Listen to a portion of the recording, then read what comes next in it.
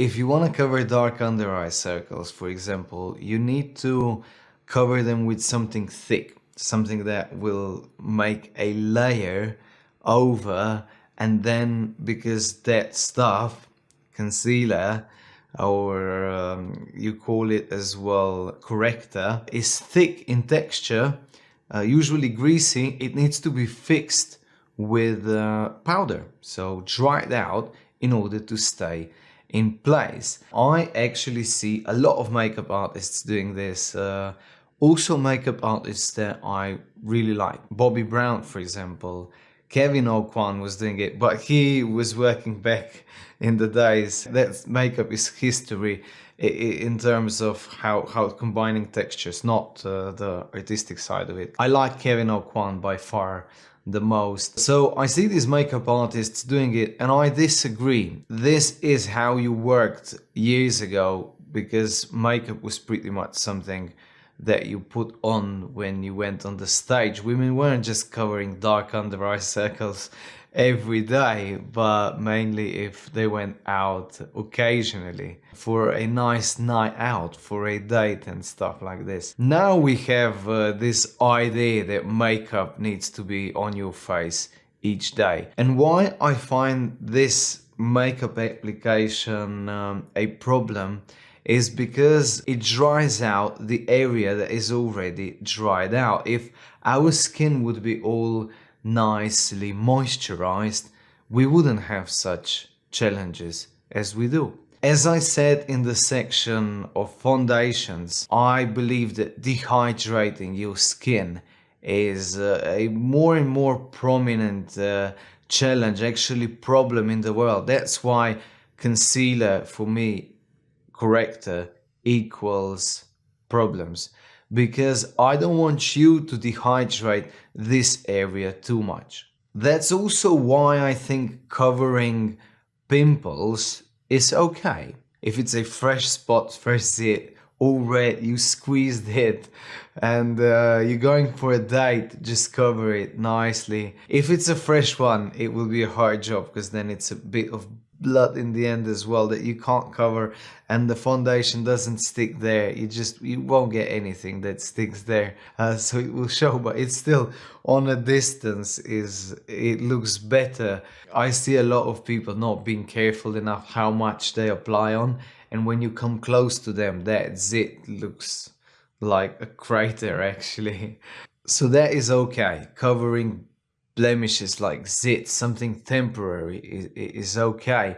But you need to understand that makeup is just not plastic surgery. And if you have dark under eye circles, which I've seen quite severe cases of when I worked on a counter, and I understand. I mean, I feel how women feel having such under eye circles, because it must be quite depressing in a way that you always think how dark your circles are, and people actually telling you that you look tired and so on.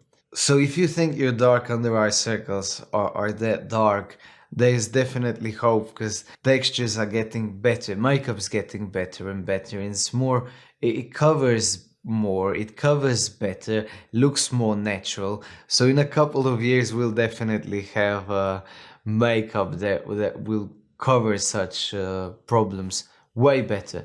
But for now, I think you should actually avoid covering dark under eye circles each day, because as I mentioned, this is how you can easily dehydrate your skin. And if you break collagen under your eyes, trust me, this will look far worse than dark under eye circles, because your skin will become saggy, puffy, and so on. Therefore, be very careful.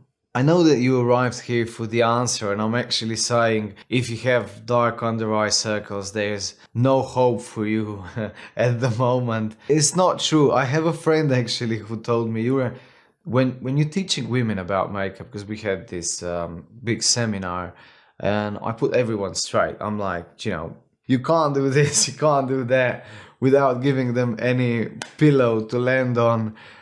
So I crashed their self-esteem And he said, when you teach about makeup, at least give people a medicine.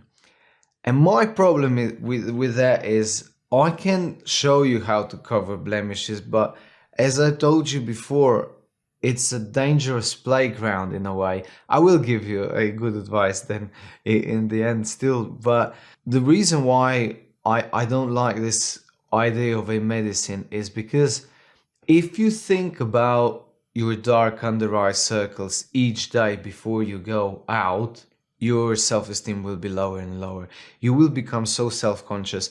And I'm talking from my own experience. I'm self-conscious about my tiny calves. They just don't grow. Even if I can bulk up here, my shoulders, my hand is smaller. Still, some people say I have lovely hands, but they're small here. You know, I'm not such a masculine guy that I would want to be. But there's nothing wrong with me if I think from another perspective. You know, I'm tall enough. I'm sort of good looking, I believe. I mean, at least I've been and I am dating a girl who I find very attractive. So what I wanted to say is when you're that self-conscious, things can get really bad actually. And it's usually women who are gorgeous who have such issues, and lots of times the under eye circles are not that dark as she thinks they are. And usually if they're really dark, it's something connected to your health. It might be your liver, your kidney. Therefore, you also need to consult a doctor if they're that dark. As I said, makeup is not a plastic surgery, and I've seen wonders with plastic surgery. And I hope you won't be upset with me saying this, but plastic surgery can save a lot of people, I believe, because if you are that self-conscious about a certain thing that plastic surgery can change, then go ahead and do it if that will change your world. I have a couple of friends who, for example, had a nose job, and first of all, their nose looks amazing now, and the dark under eye circles disappeared. Weird, right? But stuff here is connected. Long story short, there's certain things that, you know, go ahead, but think about it before you do. Because my main point is, if you hate something on your face that much that you need to correct it each day, you just won't be happy. You will be more and more depressed. It's not that I support plastic surgery, because I actually support people being themselves. I don't mind if you have dark under eye circles, because there are a lot of things that are beautiful. If you don't find them on your face, you can find them in your heart. So that's my theory. But, you know, on the other hand, I hope you understand my idea behind all this psychology.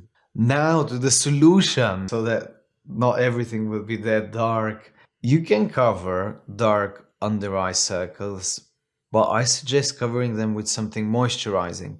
So for example, you might apply an eye cream and then go over with a concealer that is slightly dehydrating, because it will just stick in, but don't put powder over. Or just apply something like a concealer that is hydrating, but you will need to apply it in more layers. So you will need to wait for it to dry. And as I was saying, on one hand, you have this concealer that you put over the cream so that you make a barrier. You put that over and it won't dehydrate your skin that much, because cream as well stays on the surface of the skin. So the concealer won't pull your water and oil out of the skin, which is coverage, like coverage foundations. And then you have more sheer concealers, which are hydrating. And in both cases, you will need to tap it over. So this one, if you do it with coverage, you will need to tap over, because before it dries, it tends to go in creases. Whereas here, with this sheer concealer, you will also need to tap it over in order for it to dry, but then reapply another layer and tap it over again. And it actually takes quite some time. So you will be tapping it over in the car when you go to work. But on the long run, I've seen amazing results because this kind of an approach really helps to hydrate the skin. Therefore, I recommend you do this instead of just powdering and setting it up in place, or using something that is just way too dehydrating.